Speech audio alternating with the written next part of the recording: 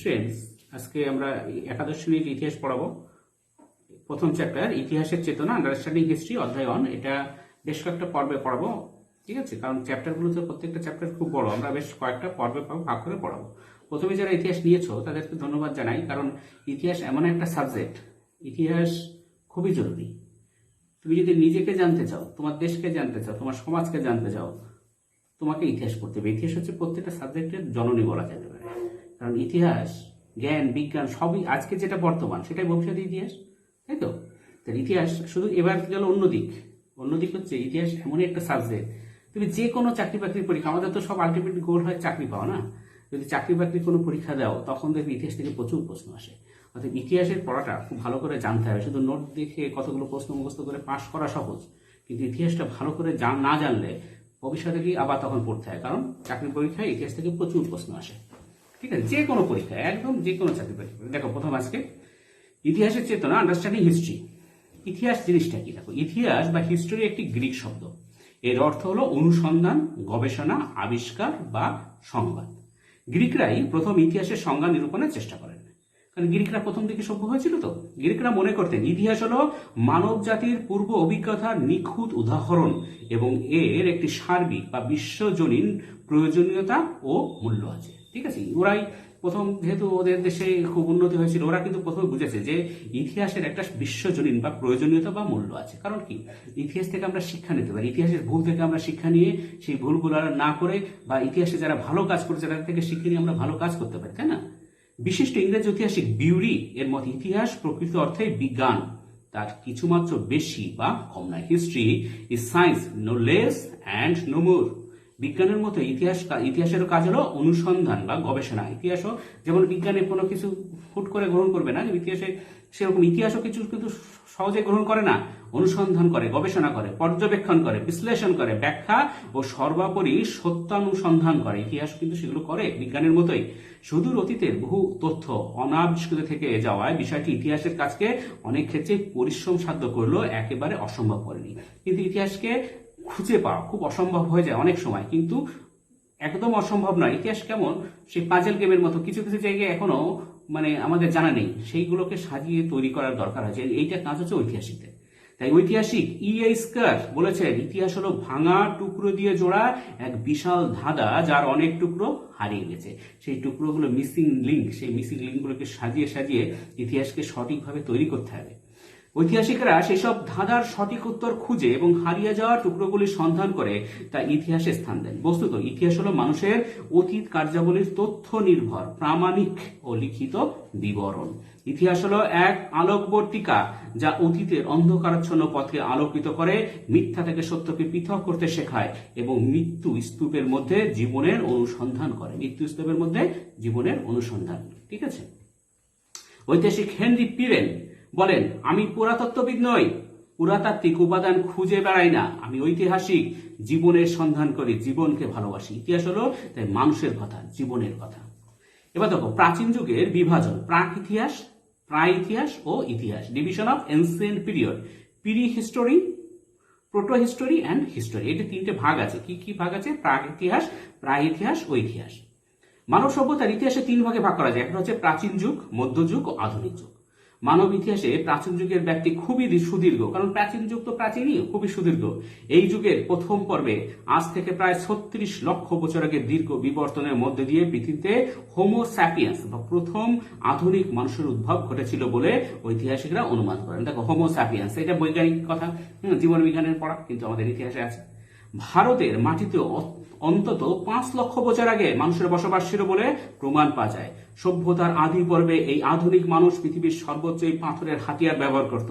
পরবর্তীকালে তারা তামা, ব্রোঞ্জ, লোহা প্রভৃতি ধাতুর হাতিয়ার ব্যবহার করতে শুরু করে। এই যে পৃথিবীতে মানুষই এত সর্বশক্তিমান কেন হলো? অন্যান্য জীবজন্তু থেকে হাতি আমাদের থেকে কত ভয়ঙ্কর, তাই না? কত বড়, কিন্তু বাঘও দেখো কত হিংস্র, কিন্তু মানুষের উপরে কেউ নেই। কারণ মানুষ এই যে হাতিয়ার তৈরি করলো, টুল মেকিং ম্যানিমাল, মানুষ এই যে হাতিয়ার যন্ত্র থেকে শুরু করলো, যেদিন থেকে মানুষ হাতিয়ার তৈরি করতে শিখলো সেদিন কিন্তু সবার উপরে মানুষের জয়টা চলে আসলো। হাতিয়ারের পরিবর্তনের পাশাপাশি প্রাচীন যুগের সংস্কৃতিতেও বিভিন্ন পরিবর্তন ঘটে থাকে, ক্রমে লিপির প্রচলন ঘটে। এইসব বিভিন্ন পরিবর্তনের পরিপ্রেক্ষিতে প্রাচীন যুগকে আবার তিন ভাগে ভাগ করা যায়। এক হচ্ছে প্রাগৈতিহাসিক যুগ, প্রি হিস্টোরিক এজ, প্রায় ঐতিহাসিক যুগ প্রোটো হিস্টোরিক এজ এবং ঐতিহাসিক যুগ হিস্টোরিক্যাল এজ। এই যে ইতিহাসের গতিধারা দেখো, এক হচ্ছে প্রাগৈতিহাসিক যুগ, প্রায় ঐতিহাসিক যুগ এবং ঐতিহাসিক যুগ। প্রথমে আমাদের আলোচনা প্রাগৈতিহাসিক যুগ। দেখো সময়কাল মানব সংস্কৃতির প্রারম্ভকাল থেকে শুরু করে লিখিত উপাদানের প্রাপ্তিকালের মধ্যবর্তী সময়কালকে বলা হয় প্রাগৈতিহাসিক যুগ, প্রি হিস্টোরিক এজ। এক কথায় যে যুগে কোনো লিখিত ঐতিহাসিক উপাদান পাওয়া যায় না সেই যুগকে প্রাগৈতিহাসিক যুগ বলা হয়। এক কথা কি বলবে, প্রাগৈতিহাসিক যুগ কোনটা, যার কোনো লিখিত উপাদান আমরা পাই না। কথাটির ব্যবহার ফরাসি প্রত্নতত্ত্ববিদ পল তুর্নাল দক্ষিণ ফ্রান্সের গুহায় প্রাপ্ত প্রাচীন নিদর্শনগুলির বিবরণ দিতে গিয়ে 1830-এর দশকের সর্বপ্রথম প্রাক ইতিহাস কথাটি ব্যবহার করেন এবং এটি ইংরেজি ভাষায় প্রথম ব্যবহার করেন ড্যানিয়েল উইলসন 1851 খ্রিস্টাব্দে। এবার দেখো ইতিহাসের উপাদান। এ সময় মানুষ লিপি বা অক্ষরের ব্যবহার জানতো না, তাই এই সময় কোনো লিখিত বিবরণ নেই। এ যুগের মানুষের ব্যবহৃত হাতিয়ার, বাসস্থান, মৃৎশিল্প, গৃহস্থলের সরঞ্জাম প্রভৃতি অর্থাৎ কেবলমাত্র প্রত্নতাত্ত্বিক উপাদানের উপর ভিত্তি করে এ যুগের ইতিহাস রচিত হয়। ভারতে হরপ্পা সভ্যতার পূর্বের কোনো লিখিত ঐতিহাসিক উপাদান পাওয়া যায়নি বলে প্রাক হরপ্পা যুগ ছিল প্রাগ ঐতিহাসিক যুগ। প্রাগ ঐতিহাসিক যুগের মানুষ বলতে গুহা মানব এবং জন্তু বলতে ডাইনোসরদের উদাহরণ দেওয়া যায়। উপবিভাগ দেখো, বিভিন্ন প্রত্নতত্ত্ববিদ পাথরে নির্মিত হাতিয়ারের ক্রমোন্নতি লক্ষ্য করে প্রাগৈতিহাসিক যুগকে 3 ভাগে ভাগ করেছেন। এক হচ্ছে প্রাচীন প্রস্তর যুগ, 2 হচ্ছে মধ্য প্রস্তর যুগ এবং 3 হচ্ছে নব্য প্রস্তর যুগ। দেখো প্রায় ঐতিহাসিক যুগ। এবার সময়কাল লিপির ব্যবহার। প্রায় ঐতিহাসিক যুগ বলতে সেই যুগকে বোঝায় যখন লিপির ব্যবহার শুরু হয়েছে কিন্তু আজও পাঠোদ্ধার সম্ভব হয়নি। লিপি আছে কিন্তু আমরা সেটা পাঠোদ্ধার করতে পারি, কি যে তেতে লেখা আছে আমরা ধরতে পারি না। উদাহরণ হিসেবে হরপ্পা সভ্যতার কথা বলা যায়। হরপ্পা সভ্যতায় লিপির প্রচলন হয়েছিল কিন্তু সিন্ধু লিপি নামে হরপ্পা সভ্যতায় লিপির পাঠোদ্ধার করা আজও সম্ভব হয়নি। সময়কাল ধাতুর ব্যবহার। অনেকে আবার প্রাক ইতিহাস ও প্রায় ইতিহাস পর্যায়ভেদে লিপি জ্ঞানের এই অতি সরল বিভাজনকে গুরুত্ব দিতে চান না। তারা ভারতে ধাতুর অর্থাৎ তাম্র, ব্রোঞ্জ ব্যবহারের সূত্রপাত থেকে লৌহ যুগের সূচনা পর্যন্ত কাল পর্বটিকে প্রায় ঐতিহাসিক যুগ হিসেবে চিহ্নিত করেন। এবার দেখো ধাতুর ব্যবহার ভিত্তিক যুগ বিভাজনের সমস্যা। বলা ভালো ধাতুর ব্যবহারের ভিত্তিতে ভারতের যুগ বিভাজনের কিছু সমস্যা আছে। ভারতের সর্বোচ্চ ধাতুর ব্যবহারের ক্রম পরিবর্তন সমানভাবে হয়নি। উত্তর ভারতে পাথরের পরে তামা ও তামার পর লোহার ব্যবহার শুরু হয়, অর্থাৎ উত্তর ভারতে প্রস্তর, তাম্র ও লৌহ যুগ পরপর আসে, কিন্তু দক্ষিণ ভারতে প্রস্তর যুগের পরে আসে লৌহ যুগ, তামার যুগ সেখানে অনুপস্থিত। ইউরোপে পৃথক ব্রোঞ্জ যুগের অস্তিত্ব ছিল কিন্তু ভারতে পৃথক কোনো ব্রোঞ্জ যুগের অস্তিত্ব ছিল না। এখানে তামা ও ব্রোঞ্জ ধাতু একই সঙ্গে ব্যবহৃত হতে থাকে। এরপরে দেখো ঐতিহাসিক যুগ। সময়কাল লিখন পদ্ধতির উদ্ভাবন ও লিখিত বিবরণের অস্তিত্বকে ঐতিহাসিক যুগের সূচনা হিসেবে ধরা হয়। এদিক থেকে বলা যায় পৃথিবীর সব দেশে একই সময় লিপি বা বর্ণমালার আবির্ভাব ঘটেনি এবং এর ফলে সর্বোচ্চ একই সময় ঐতিহাসিক যুগের সূচনা হয়নি। মিশর ও মেসোপটেমিয়ার দৃষ্টান্ত দেখো। খ্রিস্টপূর্ব 3000 অব্দের কাছাকাছি সময় থেকে মিশর, মেসোপটেমিয়া প্রভৃতি দেশে লিপির প্রচলন হয়েছিল এবং এগুলো পাঠোদ্ধার সম্ভব হয়েছে। এই সময় থেকে এই সব দেশের রাজবংশ, রাজন্যবর্গ এবং সন তারিখের মোটামুটি লিখিত বিবরণ পাওয়া যায়। ভারতের দৃষ্টান্ত দেখো, আর্য সভ্যতার যুগে বিশাল ও অনুপম সাহিত্য সৃষ্টি হলো। আর্যদের কোনো লিপিগান ছিল না বলে অনুমান করা হয়। কারো কারো মতে প্রাচীন ভারতের শিলালিপিগুলির মধ্যে মৌর্য সম্রাট অশোকের শিলালিপিগুলি 260 খ্রিস্টপূর্বাব্দের পরবর্তী হলো প্রাচীনতম, যেগুলির পাঠোদ্ধার করা সম্ভব হয়েছে। কেউ কেউ ভারতে ঐতিহাসিক যুগের সূচনাকাল হিসেবে খ্রিস্টপূর্ব 3য় শতককে চিহ্নিত করে থাকেন। ভারতীয় প্রসঙ্গে ভিন্নমত। আবার অনেকে সোহগোর তাম্র লিপিকেই ভারতের ক্ষেত্রে প্রাচীনতম লিপি বলে মনে করেন। তাদের মতে এই লিপিটি অশোকের জন্মের 50 বছর পূর্বে রচিত। উত্তর ভারতে খ্রিস্টপূর্ব 6ষ্ঠ শতকের পরবর্তীকালে বিভিন্ন বৌদ্ধ ও জৈন গ্রন্থ রচিত হলে সেগুলি থেকে সমসাময়িক বিভিন্ন ঐতিহাসিক তথ্য জানা যায়। কেমব্রিজ বিশ্ববিদ্যালয়ের অধ্যাপক ডক্টর দিলীপ কুমার চক্রবর্তী ভারতের ঐতিহাসিক যুগের সূচনাকাল খ্রিস্টপূর্ব 3য় শতক থেকে আরও পিছিয়ে দেওয়ার পক্ষে জোরালো সওয়াল করেছেন। তিনি বলেছেন যে খ্রিস্টপূর্ব 3য় শতকের আগে গাঙ্গ উপত্যকায় লিপি ছিল না, এটা অবান্তর কথা হয় স্বাভাবিক। বক্তব্যের সাপেক্ষে তিনি তুলেছেন যে খ্রিস্টপূর্ব 50 শতাব্দীতে পাণিনির ব্যাকরণ রচনা কি কখনো লিপি প্রচলনের পূর্বে হতে পারে? তাই কেউ কেউ মনে করেন খ্রিস্টপূর্ব 6ষ্ঠ শতকের পরবর্তীকালে ভারতীয় ঐতিহাসিক যুগের সূচনা হয়। এবার দেখো ভারতীয় ঐতিহাসিক যুগ। লিপির পাঠোদ্ধার ও সন তারিখ সমন্বিত ইতিহাস আধুনিক যুগের ইতিহাসের ভিত্তি। লিপির পাঠোদ্ধার না হওয়ার কারণে ভারতের খ্রিস্টপূর্ব 3000 অব্দ থেকে খ্রিস্টপূর্ব 650 অব্দ পর্যন্ত কাল পর্বের সন তারিখ সম্বলিত কোনো ধারাবাহিক ইতিহাস রচনা করা সম্ভব হয়নি। ঐতিহাসিক ভিনসেন্ট স্মিথ এর মতে উত্তর ভারতের কালানুক্রম সম্বলিত ইতিহাস জানা যায় 650 খ্রিস্টপূর্বাব্দ থেকে।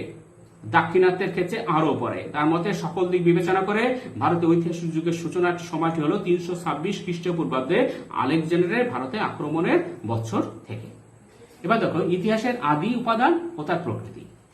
ইতিহাস মানুষের মন গড়া কথা নয়, হাতে উপযুক্ত তথ্য প্রমাণ নিয়ে ঐতিহাসিক ইতিহাস রচনার কাজে হাত দেন। প্রাগৈতিহাসিক ইতিহাস রচনার সমস্যা দেখো। প্রাচীন যুগ, বিশেষ করে প্রাগৈতিহাসিক ও প্রায় ঐতিহাসিক যুগের ইতিহাস রচনা করা অত্যন্ত জটিল ও সমস্যাবহুল। ঐতিহাসিক যুগের উপাদান হিসেবে কিছু লিখিত বিবরণ ও বইপত্র মিললেও পরবর্তী দুই যুগের ক্ষেত্রে তা অনুপস্থিত। প্রত্নতত্ত্বের অপরিহার্যতা। প্রাগৈতিহাসিক ও প্রায় ঐতিহাসিক যুগের ইতিহাস সম্পূর্ণভাবে প্রত্নতত্ত্ব ও পুরাতত্ত্বের উপর নির্ভরশীল। ঐতিহাসিক যুগের ইতিহাস রচনার ক্ষেত্রে অন্যান্য গুরুত্বপূর্ণ উপাদান থাকলেও বহু ক্ষেত্রে প্রত্নতত্ত্ব অপরিহার্য। যাই হোক, মাটির নিচে খনন কার্য চালিয়ে শরণার্থী অতীত থেকে প্রাচীন মানুষ তাদের জীবনযাত্রা ও সভ্যতার বহু নিদর্শন আবিষ্কৃত হয়েছে। মাটির নিচে খনন কার্য চালিয়ে ভারতে হরপ্পা ও মহেঞ্জোদারো এবং পশ্চিম এশিয়ার সুমের, ব্যাবিলন, আসিরিয়া, ভূমধ্যসাগরীয় অঞ্চলে ক্রিট, মিশর ও রোমের প্রাচীন সভ্যতার পুঙ্খানুপুঙ্খ বিবরণ পাওয়া যায়। প্রাগৈতিহাসিক ও প্রায় ঐতিহাসিক যুগ সম্পর্কে জানবার জন্য ঐতিহাসিককে প্রত্নতত্ত্বের উপর নির্ভর করতে হয়। এই প্রত্নতাত্ত্বিক উপাদানগুলি হলো জীবাশ্ম। প্রাচীন যুগের ব্যবহার্য হাতিয়ার ও অন্যান্য দ্রব্যাদি। 3 গুহাচিত্র এবং 4 প্রাচীন সমাধি ও মন্দিরের ধ্বংসাবশেষ। এবার দেখো জীবাশ্ম। জন্মলগ্ন থেকে আজ পর্যন্ত সমগ্র পৃথিবীর আবহাওয়ায় বারংবার পরিবর্তন ঘটেছে। আবহাওয়া পরিবর্তন হয়, ঠিক আছে। বিভিন্ন ভূতাত্ত্বিক যুগের বিভিন্ন স্তরের প্রমাণ, নানা প্রমাণ রয়েছে। দীর্ঘস্থায়ী কয়েক কোটি বছরের উষ্ণ যুগের পরে এসেছে স্বল্পস্থায়ী হিমযুগ। পৃথিবীতে আজ পর্যন্ত 4টি বা তার বেশি হিমযুগের চিহ্ন রয়েছে। হিমযুগের ফলে প্রাণী ও উদ্ভিদগুলির এক বিরাট অংশের বিলুপ্তি ঘটেছে। এইসব অনেক বিলুপ্ত প্রাণী ও উদ্ভিদের জীবাশ্ম ছড়িয়ে আছে নানা স্থানে। এগুলি ইতিহাসের গুরুত্বপূর্ণ উপাদান। তাছাড়া মানুষের হাড়গোড়, মাথার খুলি, দাঁত প্রভৃতি আমাদের ইতিহাস রচনায় নানাভাবে সাহায্য করে। মানুষের বিবর্তনের ইতিহাসে ভারত ও কেনিয়াতে প্রাপ্ত রামাপিথেকাস, দক্ষিণ আফ্রিকায় প্রাপ্ত অস্ট্রালোপিথেকাস এবং জিনজেনথপাস, চীনের পিকিং মানব, হাইডেলবার্গ মানব, নিয়ান্ডারথাল মানব, রোডেশীয় মানব, ক্রো ম্যাগনান মানব উল্লেখযোগ্য। এবার দেখো প্রাচীন মানুষের ব্যবহার্য হাতিয়ার, অন্যান্য দ্রব্যাদি। বিভিন্ন যুগের পাথর হাতিয়ার। প্রাগৈতিহাসিক যুগে মানুষের তৈরি হাতিয়ার ও তাদের ব্যবহার্য দ্রব্যাদি ওই যুগের ইতিহাসে গুরুত্বপূর্ণ উপাদান। 1 প্রাচীন প্রস্তর যুগ। সৃষ্টির আদি লগ্নে প্রাচীন প্রস্তর যুগে মানুষ পাথরের হাতিয়ার ব্যবহার করত। তারা এক টুকরো পাথরকে ভেঙে তা মোটামুটি ব্যবহারের উপযুক্ত করে তুলত। এই হাতিয়ারগুলো ছিল ভোঁতা ও অমসৃণ এবং এগুলো আকারে ছিল বিরাট। এই যুগে একই হাতিয়ার দিয়ে মাংস কাটা, কাঠ কাটা ও শিকারের কাজ চলত। এগুলোকে বলা হতো হাত কুঠার। এছাড়া ছিল পাথরের ছুরি, বর্ষা, তীরের ফলা, কাঠ ও পাথর ফুটো করার যন্ত্র প্রভৃতি।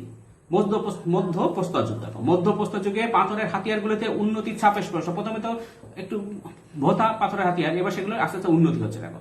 এর অন্যতম বৈশিষ্ট্য হলো ক্ষুদ্রত্ব। এই যুগের শেষ দিকে মানুষ কৃষিকার্য ও মৃৎশিল্পের কাজ শুরু করে। 3 নব্যপ্রস্তর যুগ। নব্যপ্রস্তর যুগ এর হাতিয়ারগুলো ছিল অনেক বেশি মসৃণ, ধারালো এবং ব্যবহারের উপযোগী। শস্যের বীজ বোনা, মাটি খোঁড়ার নতুন যন্ত্র তৈরি হলো এই যুগেই। ফসল কাটার জন্য তৈরি হলো কাস্তে, এলো হামানদিস্তা, শিলনোড়া, জাঁতা প্রভৃতি যন্ত্র। এ যুগে কৃষিকাজ ও পশুপালন অনেক বেশি অগ্রসর হয়। মানুষ স্থায়ী বসতি গড়ে তুলতে শুরু করে। যখন কৃষিকাজ শুরু করলো, মানুষ প্রথমে যাযাবর ছিল, এক জায়গা থেকে আরেক জায়গায়, মানে সেখানকার ফসল ফুরিয়ে গেলে সেখানে যা পাওয়া যায় ফুরিয়ে আরেক জায়গায় যে বাস করতো। কিন্তু যখন মানুষ চাষাবাদ শিখলো, তখন কিন্তু আর মানুষ যাযাবর থাকলো না, একটা নির্দিষ্ট জায়গায় বসবাস শুরু করলো। কারণ সেখানেই চাষ করা, সেখানেই জমি তাদের, অতএব আর স্থায়ী বসবাস শুরু করলো মানুষ। তাম্রপ্রস্তর যুগ দেখো। নব্যপ্রস্তর যুগের পর মানুষ তামার ব্যবহার শুরু করে। কালক্রমে তামার সঙ্গে টিন ধাতু মিশিয়ে ব্রোঞ্জ নামে ধাতু সংকর তৈরি হয়। ভারতের নব্যপ্রস্তর যুগ এবং ধাতুর যুগের মধ্যে কোনো সীমারেখা টানা সম্ভব নয়, কারণ তামা ও ব্রোঞ্জের ব্যবহারের সঙ্গে সঙ্গে মানুষ পাথরের ব্যবহারও করতে থাকে। তাই এই যুগকে তাম্রপ্রস্তর যুগ বলা হয়।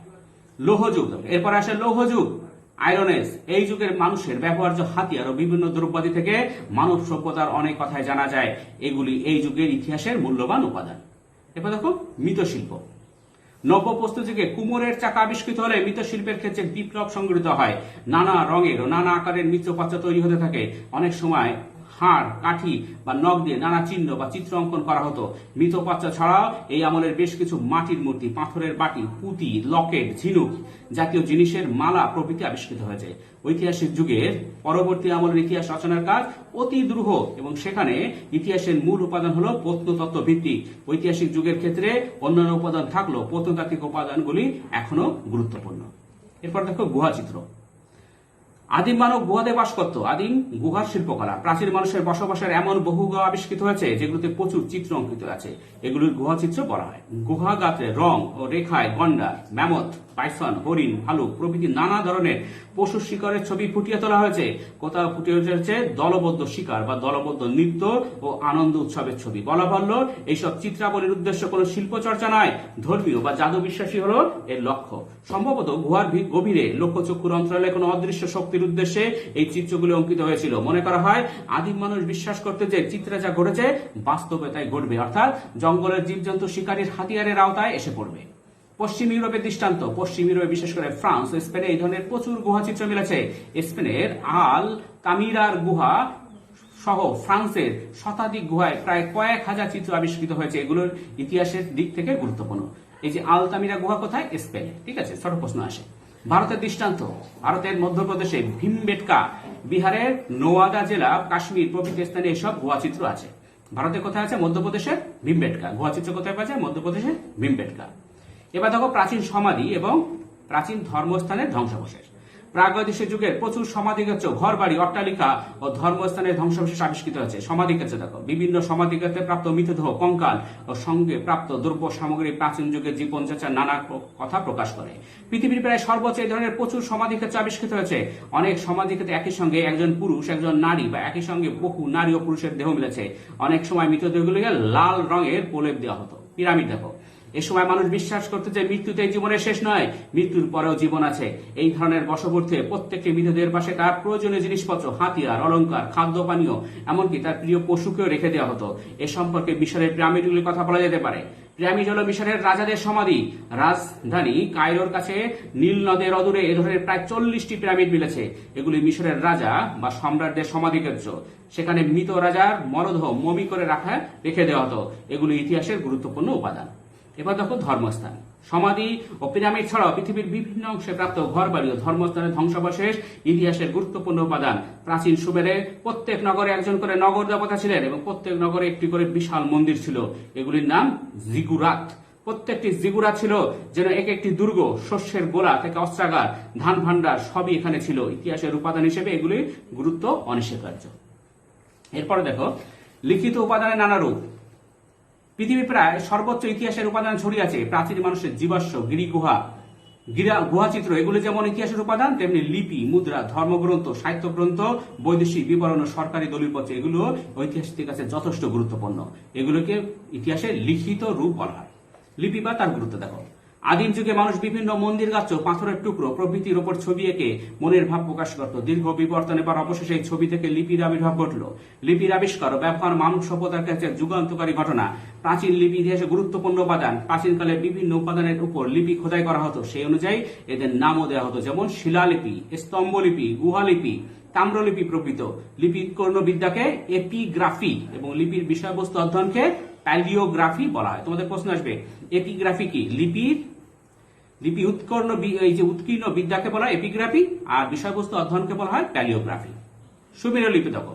সম্ভবত প্রাচীন মেসোপটেমিয়া অর্থাৎ সুমেরের অধিবাসী হল লিপির আবিষ্কারক। চিত্রলিপি দেখো। তারা প্রথমে চিত্রলিপির সাহায্যে মনের ভাব প্রকাশ করত। এতে মনের সব কথা বলা যেত না, তাই চিত্রলিপি ধীরে ধীরে বিবর্তিত হলো। কোণাক্ষর লিপি।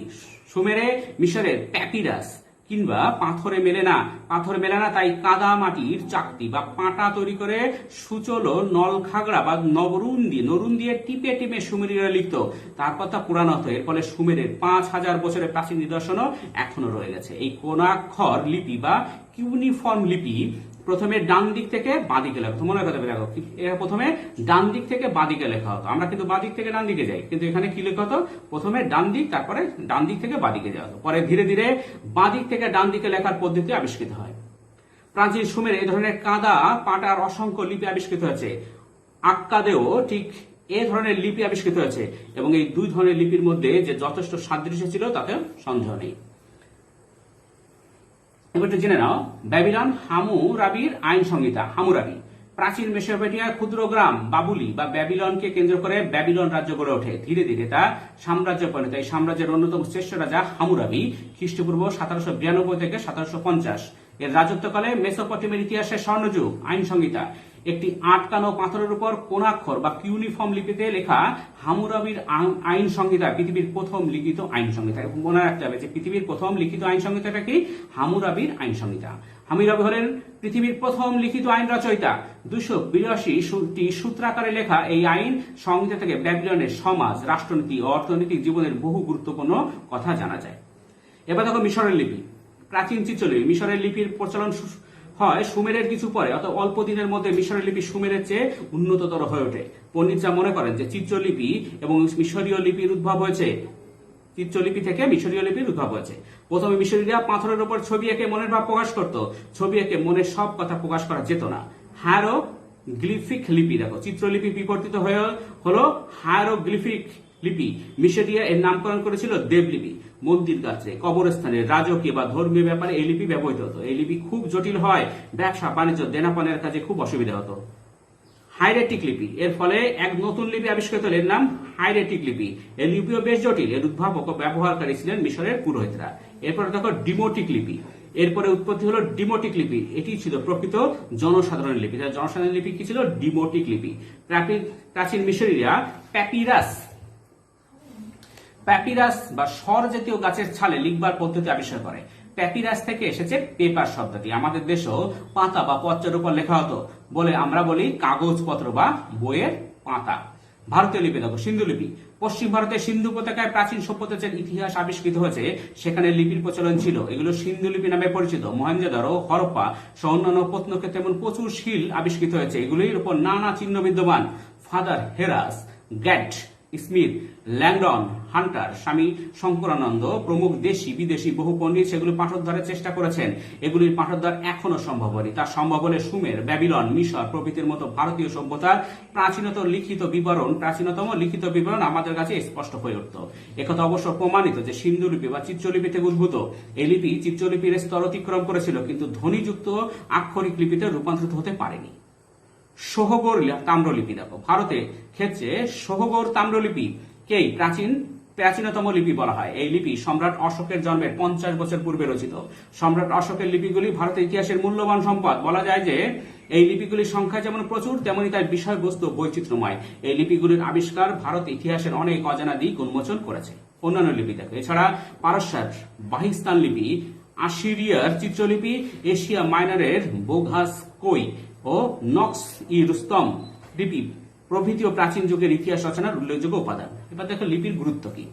প্রাচীন ইতিহাসের উপাদান হিসেবে লিপির বিভিন্ন গুরুত্ব রয়েছে। এক হচ্ছে দীর্ঘস্থায়ী শিলা বা ধাতু খণ্ডে খোদিত লিপিগুলি সহজে নষ্ট হয়ে যায় না। 2, অপরিবর্তিত কুরআন বা বেশ কিছু ঐতিহাসিক উপাদান যেভাবে পরিবর্তিত হয়েছে, লিপিতে সেভাবে পরিবর্তন ঘটানো সম্ভব হয়নি। রাজ্যসীমা অনুমান, লিপির প্রাপ্তিস্থান থেকে বিভিন্ন রাজার রাজ্যসীমা জানা যায়।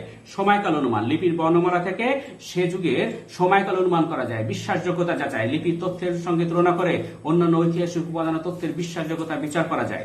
শাসন নীতি অনুমান, এছাড়া লিপি থেকে রাজার শাসন, রাজ্য জয়, রাজকীয় নির্দেশ, ভূমিদান, শিল্প উৎকর্ষ, বৈদেশিক সম্পর্ক প্রভৃতি জানা যায়।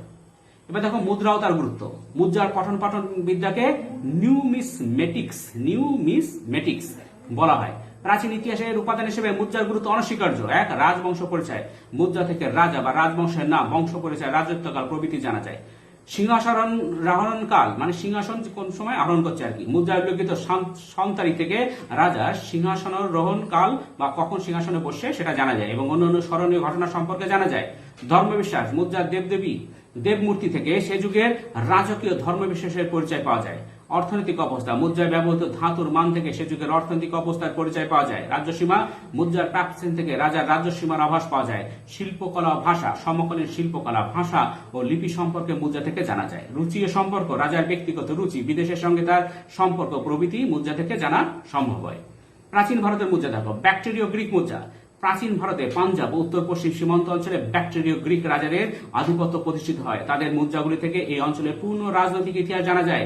গ্রিক লেখকদের রচনায় এই অঞ্চলের রাজত্বকারী মাত্র 4-5 জন রাজার নাম উল্লেখ আছে। অপরদিকে মুদ্রাগুলি থেকে সে সময় 30 জন ব্যাকটেরীয় রাজা বা রানীর নাম পাওয়া গেছে।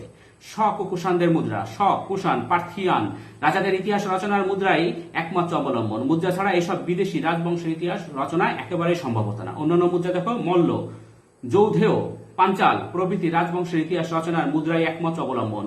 সাতবাহন রাজাদের পতিন, চোলদের কাঁসু, পাল রাজাদের নারা অনি প্রভৃতি মুদ্রা ভারত ইতিহাসে গুরুত্বপূর্ণ উপাদান। এছাড়া মৌর্য, গুপ্ত প্রভৃতি বংশের ইতিহাস রচনার ক্ষেত্রে মুদ্রা অতি গুরুত্বপূর্ণ। এরপর দেখো প্রাচীন ধর্মগ্রন্থ।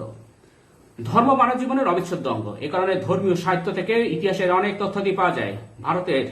প্রাচীন ভারতের বেদ, উপনিষদ, পুরাণ, রামায়ণ, মহাভারত, বিভিন্ন স্মৃতিশাস্ত্র, বৌদ্ধ গ্রন্থ, ত্রিপিটক, জাতক, জৈন গ্রন্থ, ভগবতী সূত্র, আচারঙ্গ সূত্র, ভদ্রবাহু রচিত কল্পসূত্র প্রভৃতি ধর্মগ্রন্থ যথেষ্ট গুরুত্বপূর্ণ উপাদান। 2 দেখো ইরানের। অনুরূপভাবে প্রাচীন ইরানে জরথুস্ট্রীয় ধর্ম প্রবর্তন করেন। খ্রিস্টপূর্ব 7ম শতকে তার আবির্ভাব হয়। তার উপদেশাবলী জেন্থ আবেস্তায় সংকলিত আছে। জরথুস্ট্রের মতে পৃথিবীতে সর্বদা ভালো মন্দ, ন্যায় অন্যায়, সত্য মিথ্যা ও আলো অন্ধকারের মধ্যে যুদ্ধ চলছে। আহুর মাজদা হলেন আলোকের দেবতা, মঙ্গলের দেবতা, তিনি সত্য, ধর্ম, জ্ঞানের প্রতীক। অহিরমান হলেন অন্যায়, অসত্য, অমঙ্গলের প্রতীক। সে সর্বদাই মানুষকে বিপথে নিয়ে যাওয়ার চেষ্টা করে। ইসরায়েলে দেখো প্রাচীন ইহুদিদের কথা জানতে গেলে প্রাচীন হিব্রু বাইবেল, ওল্ড টেস্টামেন্ট অপরিহার্য। এই গ্রন্থ থেকে ইহুদিদের উৎপত্তি, আইন কানুন, পৃথিবীর উৎপত্তি, তাদের ধর্মমত ও ইতিহাস সংক্রান্ত বহু কথাই জানা যায়। অর্ধ যাযাবর ইহুদিদের জীবন সংগ্রাম, তাদের মিশরে প্রবেশ, সেখানে তাদের দাসত্ব জীবন, মুসার নেতৃত্বে তাদের দক্ষিণ সিরিয়ার কন্যান দেশ বা প্যালেস্টাইন দখল প্রভৃতি কাহিনী বাইবেলের প্রাচীন বিধানে ওল্ড টেস্টামেন্টে আলোচিত হয়েছে। ধর্মগ্রন্থগুলির মধ্যে পুরাণ ও মহাকাব্য থেকে ইতিহাসের অনেক তথ্য পাওয়া যায়। পুরাণ দেখো, পুরাণগুলি প্রাচীন ইতিহাসের গুরুত্বপূর্ণ উপাদান। পৃথিবীর প্রত্যেক সভ্যতায় পুরাণের অস্তিত্ব লক্ষ্য করা যায়। পুরাণগুলিতে স্থান পেয়েছে নানা প্রাচীন দেবদেবী ও রাজা মহারাজা সম্পর্কে বিভিন্ন কল্পিত কাহিনী ও কিংবদন্তি। এ সত্ত্বেও পুরাণগুলি থেকে রাজাদের বংশতালিকা, বিভিন্ন রাজবংশের উৎপত্তি, রাজাদের কার্যকলাপ, বিভিন্ন দেবদেবীর উৎপত্তি ও কার্যকলাপ, প্রাচীন নদ নদী, পাহাড় পর্বত, প্রাচীন শহর ও তীর্থস্থানগুলির কথা জানা যায়। তবে পুরাণ বর্ণিত কালানুক্রম বেশ বিভ্রান্তিকর। মিশর দেখো, পৌরাণিক কাহিনী। প্রাচীন মিশরে প্যাপিরাসে লিপিবদ্ধ এ ধরনের প্রচুর কাহিনী পাওয়া যাচ্ছে। এতে বিভিন্ন দেবদেবী, বীর, নায়ক নায়িকা ও ফেরাওদের কাহিনী গল্পকারে রচিত ছিল। এগুলোর মধ্যে বিশেষভাবে প্রসিদ্ধ ছিল দেবতা ওসিরিস সম্পর্কিত কাহিনী। হিতোপদেশ। পুরাণগুলির মাধ্যমে হিতোপদেশও দেওয়া হতো। সর্বোচ্চের প্রচলন ছিল খুব বেশি। এই পুরাণগুলিতে মিশরের জনসাধারণকে ফেরাও উচ্চপদস্থ ব্যক্তিদের আজ্ঞাবহী হওয়ার পরামর্শ দেওয়া হয়েছে। দরিদ্রদের কথা। অন্যদিকে বিত্তহীন গরিব মানুষদের মধ্যে প্রচলিত সঙ্গীত, প্রবাদ প্রভৃতি সংরক্ষিত হয়ে আধুনিক মানুষদের হাতে পৌঁছায়নি, কারণ অত্যাচার ও দারিদ্র্যের জন্য তারা কিছু লিপিবদ্ধ করে রাখতে পারেনি। তাদের কিছু কিছু কথা পুরাণ থেকে পাওয়া যায়। মেসোপটেমিয়া দেখো, পৌরাণিক কাহিনী। মেসোপটেমিয়া তো কাদা পাটার মধ্যে নানা পুরাণ কথা ছড়িয়ে আছে। একটি পুরাণে একটি জলপ্লাবনের কাহিনী বর্ণিত হয়েছে। কোন পুরাণে দেবতা বা অসুরের দ্বন্দ্ব, মানুষের উপর দেবতার রোষ, জলপ্লাবন এবং শেষ পর্যন্ত একটি পরিবার বাদে সব মানুষের মৃত্যু প্রভৃতি কাহিনী বিধৃত হয়েছে। মেসোপটেমিয়ার এই কাহিনী অন্যান্য দেশেও ছড়িয়ে পড়ে। ধর্মের গুরুত্ব প্রকাশ।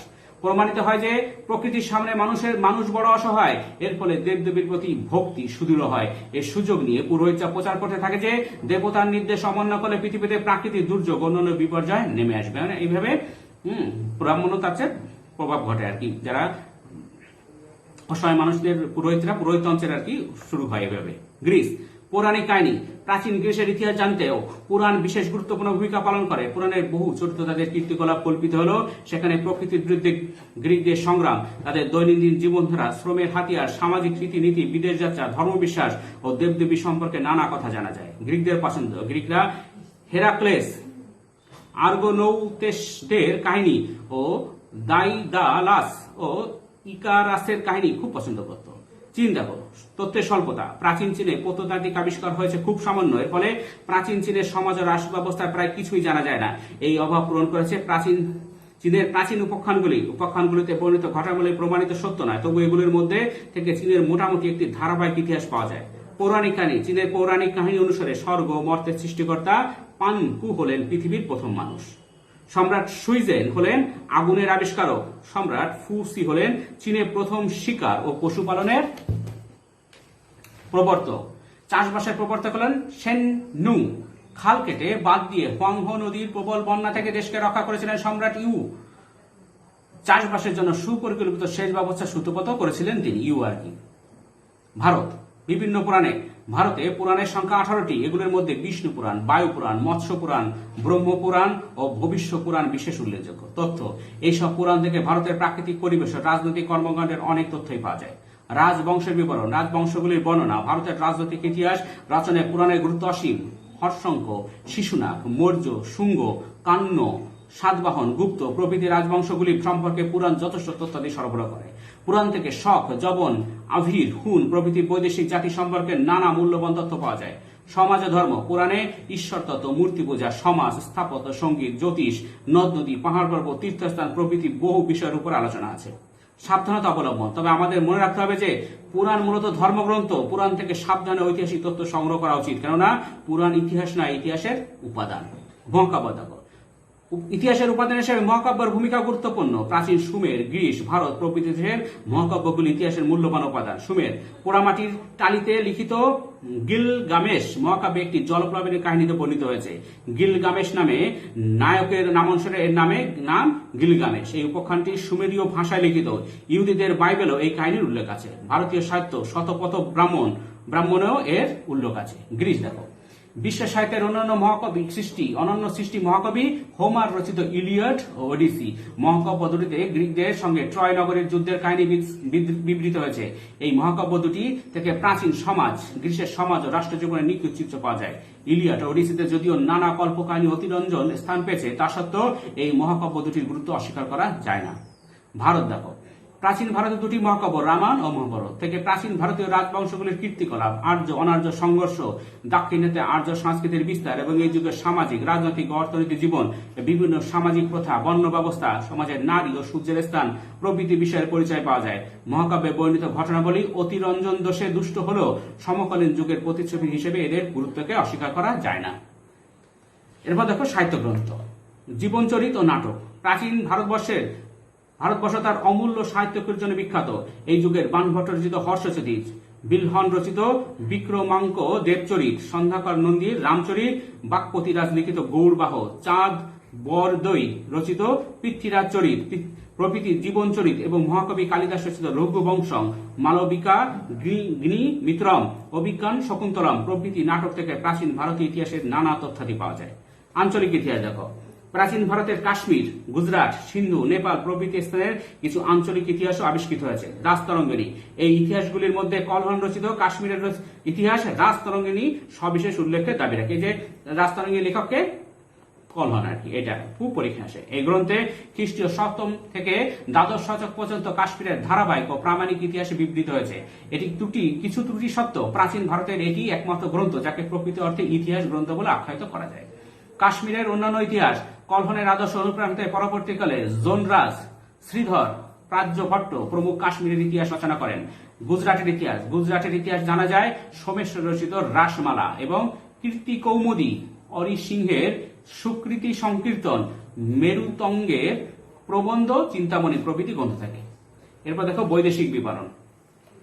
গ্রিক ও রোমান, যুগে যুগে ধরে বিদেশি গ্রিক, রোমান, চৈনিক ও তিব্বতীয় মুসলিম পর্যটক, ব্যবসায়ী, ধর্মবিবর্ষক মানুষ ভারতে আসেন। তারা ভারত সম্পর্কে যেসব বিবরণ রেখে গেছেন তাও লিখিত ইতিহাসের অন্তর্ভুক্ত। হেরোডোটাস, বিদেশি লেখকদের মধ্যে সর্বপ্রথম গ্রিক ঐতিহাসিক হেরোডোটাসের রচনায় ভারতের উল্লেখ পাওয়া যায়। তার রচনা থেকে ভারতের উত্তর পশ্চিম সীমান্তে পার্শ্বিক বিজয়ের কথা জানা যায়। টেসিয়াস, পারস্যের দরবারে দীর্ঘ 17 বছর অবস্থানকারী গ্রিক চিকিৎসক টেসিয়াস ভারত সম্পর্কে একটি গ্রন্থ রচনা করেন। এই গ্রন্থের নানা অবিশ্বাস্য কাহিনীতে পূর্ণ। আলেকজান্ডারের ভারত আক্রমণ, কোন ভারতীয় সাহিত্যে আলেকজান্ডারের আক্রমণের বিবরণ পাওয়া যায়নি। এজন্য ঐতিহাসিকদের বিদেশি লেখকদের উপর নির্ভর করতে হয়। আলেকজান্ডারের আক্রমণকালে 3 জন গ্রিক লেখক তার সঙ্গী ছিলেন। তারা হলেন নিয়ারকাস, ওনেসিক্রিটাস ও অ্যারিস্টোবুলাস। তাদের রচিত বিবরণ প্রাচীন ভারতের ইতিহাস জানতে খুবই গুরুত্বপূর্ণ। এছাড়াও ডায়োডোরাস, আরিয়ান, জাস্টিন, প্লুটার্ক এবং রোমান লেখক কুইন্টাস কার্টিয়াস প্রমুখের রচনা থেকে আলেকজান্ডারের ভারত অভিযান ও ভারতীয় জীবনের নানা দিকের বিবরণ পাওয়া যায়। মেগাসিনিস, গ্রিক লেখকদের মধ্যে মেগাসিনিস বিশেষ উল্লেখযোগ্য। তিনি পশ্চিম এশিয়ার গ্রিক অধিপতি সেলুকাসের দূত হিসেবে চন্দ্রগুপ্ত মৌর্যের রাজসভায় বেশ কিছুদিন অবস্থান করেন। তার রচিত ইন্ডিকা গ্রন্থে মৌর্য সাম্রাজ্য সমকালীন ভারত সম্পর্কে নানা তথ্য পাওয়া যায়। পলিবিয়াস, খ্রিস্টপূর্ব 2য় শতকে পলিবিয়াস লিখিত সাধারণ ইতিহাস থেকে বাল্লিক গ্রিকদের আক্রমণ সম্পর্কে জানা যায়। অন্যান্য রচনা, খ্রিস্টীয় 1ম শতকে জনৈক অজ্ঞাতনামা গ্রিক নাবিক রচিত Periplus of the Erythraean Sea বা ভারত মহাসাগরে ভ্রমণ, খ্রিস্টীয় 2য় শতকে রচিত লেখক টলেমির ভূগোল এবং খ্রিস্টীয় 5ম শতকের রোমান পণ্ডিত তিনি রচিত প্রাকৃতিক ইতিহাস এবং ভারত ইতিহাসের গুরুত্বপূর্ণ উপাদান। এই 3টি গ্রন্থ থেকে ভারতের বিভিন্ন বন্দর, পোতাশ্রয়, আমদানি রপ্তানি দ্রব্য, জীবজন্তু, লতা গুল্ম, খনিজ সম্পদ এবং রোম ভারত বাণিজ্য সম্পর্কে নানা মূল্যবান তথ্য পাওয়া যায়। চৈনিক, ভারতের শক, পল্লব ও কুষাণ ইতিহাসের ক্ষেত্রে চৈনিক বিবরণ খুব গুরুত্বপূর্ণ। চীন দেশীয় ইতিহাসের জনক সুমা কিয়েন রচিত ইতিহাস, ফা হিয়েন রচিত ফো কুও কি ইত সিং এর বিবরণী এবং তিব্বতীয় পণ্ডিত লামা তারানাথ রচিত ভারতে বৌদ্ধ ধর্মের জন্ম গ্রন্থ থেকে ভারত ইতিহাসের নানা বিবরণ পাওয়া যায়। এবার দেখো বিদেশি রচনার ত্রুটি। অবশ্য বিদেশি রচনার নানা সীমাবদ্ধতা আছে। এক, রচয়িতাদের অজ্ঞতা। বিদেশি লেখকদের ভারতে বেশি দিন বসবাস করেননি, এর ফলে তারা দেশীয় ভাষা, রীতিনীতি ও আচার অনুষ্ঠান সম্পর্কে একেবারে অজ্ঞ ছিলেন। জনশ্রুতির উপর নির্ভরতা। গ্রিকরা অনেক ক্ষেত্রে শোনা কথা বা জনশ্রুতির উপর নির্ভর করে গ্রন্থটি রচনা করেন, এর ফলে তা যথার্থ ইতিহাস হতে পারেনি। অপূর্ণতা। অনেক বিদেশি রচয়িতার রচনায় অপূর্ণতা রয়েছে বা কোনো কোনো দিকের আলোচনায় সম্পূর্ণ অনুপস্থিত রয়েছে। যেমন গ্রিকরা রাজনৈতিক বিষয়ের উপর গুরুত্ব আরোপ করেছেন, অন্যদিকে চীনারা ধর্মীয় বিষয়ের উপর গুরুত্ব দিয়েছেন। এ সত্ত্বেও বিদেশিরা রচনা ভারতের ইতিহাসের গুরুত্বপূর্ণ উপাদান, সে সম্পর্কে কোনো সন্দেহ নেই। সরকারি দলিলপত্র দেখো। প্রাচীনকালের সরকারি দলিলপত্র কালের প্রভাবে হারিয়ে গেছে, কিন্তু কোনো কোনো ক্ষেত্রে মধ্যযুগের এবং অধিকাংশ ক্ষেত্রে আধুনিক যুগের বিভিন্ন সরকারি দলিলপত্র বিভিন্ন সরকারি মহাপেশখানায় সংরক্ষিত আছে।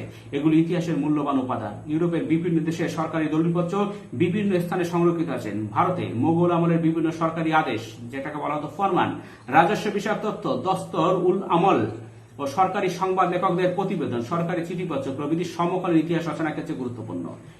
কে এম ঝাভেরি সম্পাদিত ইম্পিরিয়াল ফরমান্স এ ধরনের একটি সরকারি দলিলপত্রের সংকলন। ব্রিটিশ আমলে প্রচুর সরকারি দলিলপত্র আধুনিক ভারত ইতিহাস রচনার মূল্যবান উপাদান। স্টুডেন্টস, আজকে এই পর্যন্তই। এর পরের ভিডিওর পরের পার্টটা করবো, ঠিক আছে? না হলে অনেক বড় হয়ে যাবে। Thank you very much for watching.